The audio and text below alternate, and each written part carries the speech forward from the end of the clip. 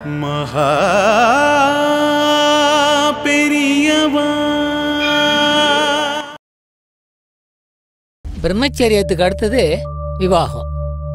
தர்ம, அர்த்த, காம, மோக்ஷ அப்படின்னு 4 புருஷார்த்தங்கள் சொல்லப்பட்டிருக்கு. ஆரடியா நோம்ப பத்தி உனக்கு நன்னா தெரியும்னு வேற சொல்லிக்கிற.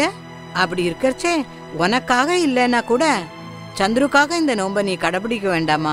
ஒரு காரடியா நோம்ப அனுசரிக்கிறதுனால ஹஸ்பண்டோட ஆயுள் நீடிக்கும்னு சொன்னா, அப்படி பண்றவாளோட ஹஸ்பண்டுக்கு மரணம் சட்டுன்னு வரக்கூடாது இல்லையா? ஆனா அப்படி நடக்கிறதா? பிரம்மச்சரியத்தில் படிப்பு முடிச்சுண்டு சத் விஷயங்களை தெரிஞ்சுண்டு நல்ல நெறிகளையும் நற்குணங்களையும் அறிவையும் பெருக்கின்றதுக்கு அப்புறம் தர்மப்படி கர்மானுஷ்டானங்களை கடைப்பிடிக்கிறதுக்காக விவாகம் செஞ்சுக்கணும். நான் தினம் கார்த்தால அவருக்காக சின்சியரா பிரார்த்தனை பண்ணிட்டு தான் இருக்கேன். எனக்கு அது போதும்னு தோன்றது.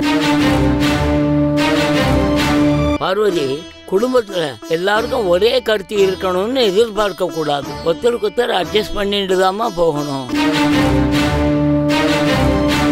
ஸ்திரீனாம் உபநயனஸ்தானே விவாகம் மனுரப்ரவீத் அப்படின்னு மனுஸ்மிருதியில சொல்லியிருக்கு. மகா பெரியவா.